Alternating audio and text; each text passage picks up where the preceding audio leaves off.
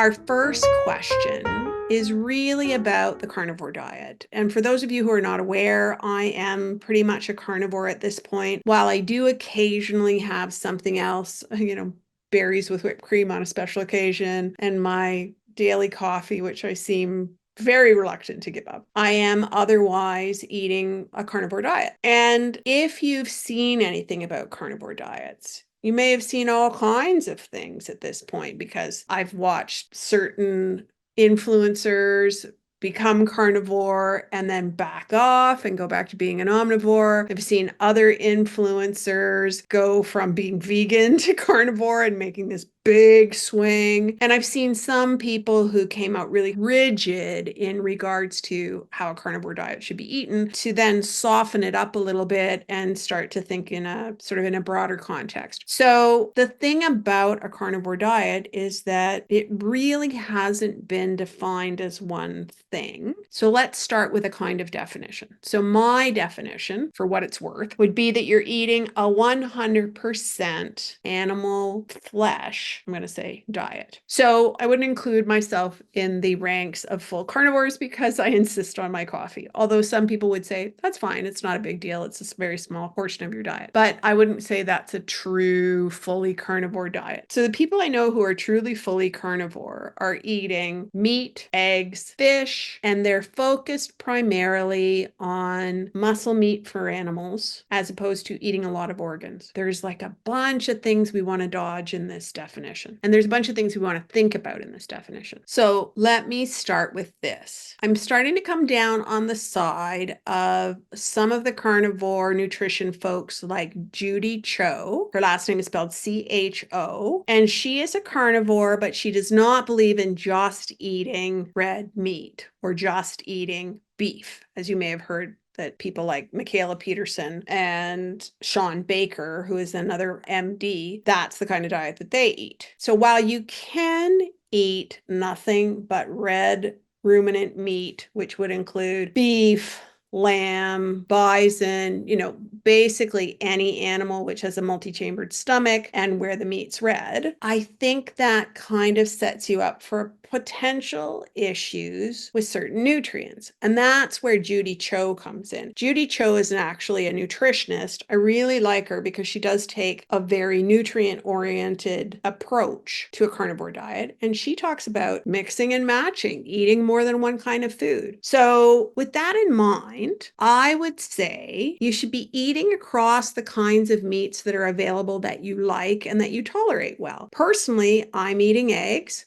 Eggs are so nutrient dense. When you think about it, everything that's inside that shell is going to develop a fully formed baby chick. It's not missing anything, and very high in things like choline, where we can tend to be a bit deficient, and choline's really important for brain and nervous system health. So there's lots of good nutrient in there, and it's got some good bioavailable vitamin A, which you actually need to get too. So I usually start my day with eggs. At lunchtime, I will have one of chicken, pork, or beef. At supper time, I'll probably do the same thing, one of chicken, pork, or beef. So I'm not just eating primarily red meat. Now, I do include lamb because I like lamb. I think we need to get enough fat, especially in my own case. I'm really thinking about this from a hormone standpoint. There is such a plethora of discussion of older women needing to take hormone replacement therapy. What if you don't need to do that if you just eat enough saturated fat so that your body can build the right hormones for you? I'm kind of thinking in that way. So I try to eat enough saturated fat. I will sometimes have other things. So I do like seafood. I will eat mackerel. Mackerel's got a lot of omega-3. That's an important thing for us to be getting. I will actually buy canned mackerel. And the reason I do that is I buy it canned in olive oil, kind of keeping my fingers crossed that it's actually olive oil. It's not one of these things where the olive oil has been adulterated. But that said, I'm not eating what it's canned in. I'm eating the fish primarily. But the reason you want it canned in something like olive oil is to prevent oxidation. So those omega-3 fatty acids remain good and non-oxidized. An oxidized fatty acid is rancid. So you don't want that. So I do go to Costco, actually, where it's really inexpensive, and buy a brand of canned mackerel that's canned in olive oil. And I might talk to my son about some kind of magic where we can have a picture of the can hover over here so you can see what it looks like. And I can put some information in the show notes below. So I will also eat some salmon. If I can get good quality salmon and it's really fresh, and what I'm really after there, again, is a good source of omega-3s. How can you be sure your salmon is really fresh? This is the $64,000 question. But what I will say is this. If you can get your hands on sushi grade salmon, that salmon is handled very particularly because they're going to serve it raw. So you cannot have bacterial contamination. You must have it ruthlessly fresh. And in order to keep it ruthlessly fresh, it is going to be essentially frozen as quickly as humanly possible. And it's handled very carefully. So I will actually go out to a good quality restaurant and have sashimi in my case, because then I'm getting the fish, I'm getting it as healthy as possible, I'm getting it as clean as possible, I'm getting it as fresh as possible. So I'm least likely to have any histamine issues, because that unfortunately is something that comes up for us in this oxalate world, because the irritation of oxalate to the immune system kind of makes us more susceptible to histamine type reactions to food. So when in doubt, think very fresh. That can go for beef as well. Some people actually do not do well on beef. And the main reason for that is that beef is aged. That's part of what makes it more tender. That's also part of what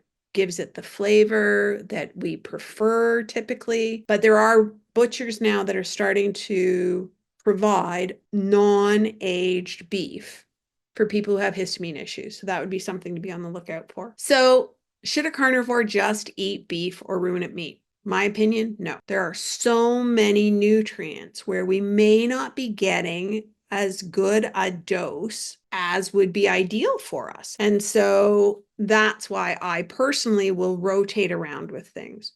I do eat some organ meat. I do like liver, but I will never eat more than a couple ounces at a time. So that can be a way to really help with vitamin A levels. That can be a way to essentially give you, I'm going to say, nature's multivitamin. Liver's got a lot of nutrient in it. But the problem with liver is it's got so much. You can end up with too much vitamin A. Now, I used to think vitamin A toxicity was just a bit of a scam, that it was really more likely to be oxalate sort of masquerading as vitamin A. I am no longer at all convinced of that. The problem with things like liver is really thousands of percent of the daily value of things like vitamin A. Do you need vitamin A? Does it need to be bioavailable? Yes. Do you need thousands of percent of it every day? No. And you're going to get 3,000% or more in something like 100 grams, which is about 3.5 ounces. It's not a lot of liver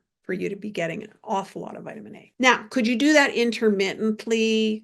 Sure, because your fat-soluble vitamins are really important. Vitamin A, vitamin E, vitamin D, and vitamin K are really important to us. Vitamin A you can get from eggs. Eggs are a reasonable source, but you probably need 4 or 5 eggs in order to get your daily allowance. Not too many people want to eat that many. So, intermittently a higher dose, and then let your body have some time to process that and use it. Vitamin E, I'm going to have to check what our best sources are for that from a carnivore standpoint. Vitamin K, you don't have to worry. Vitamin K is really usually quite sufficient, even if you're eating different kinds of carnivore sources. And vitamin D, while people want to go towards things like cod liver oil, the fact that a lot of that can be rancid, I think is something we have to think about. If you've never been able to take cod liver oil like me without burping it like me and tasting it for the rest of the day like me, that's most likely because it was rancid. So I would not do cod liver oil as a source of vitamin D. Whatever vitamin D you can make from your own skin is probably the best and safest. Your body knows how to handle that. And I'll get more information on the vitamin E. So should you just eat beef? I don't think you should. I think ideally you would be eating a variety of sources. And I think that would even make sense within like a natural context. If you look at tribal peoples, they're not always eating the same thing. They're rotating around what's available to them. And so I would definitely do that. And please note, different meats, different animal products have different nutrient profiles, so you can get some really great nutrients. Pork is exceptionally good when it comes to vitamin B1. Liver is exceptionally good when it comes to B12 and B6. Eggs are rock stars for vitamin A and choline in most people's diets. And of course, you're getting more than you need in liver, so don't do that too often.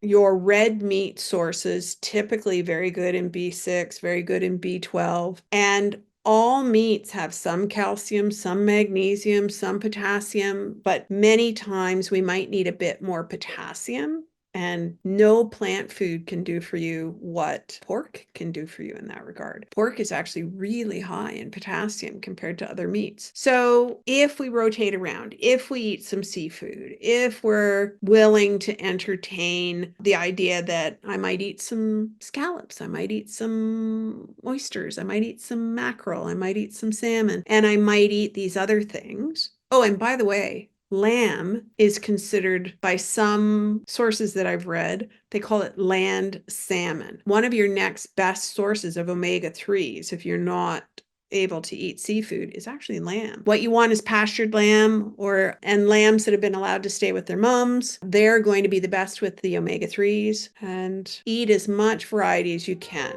whether you're eating from the plant food group or not.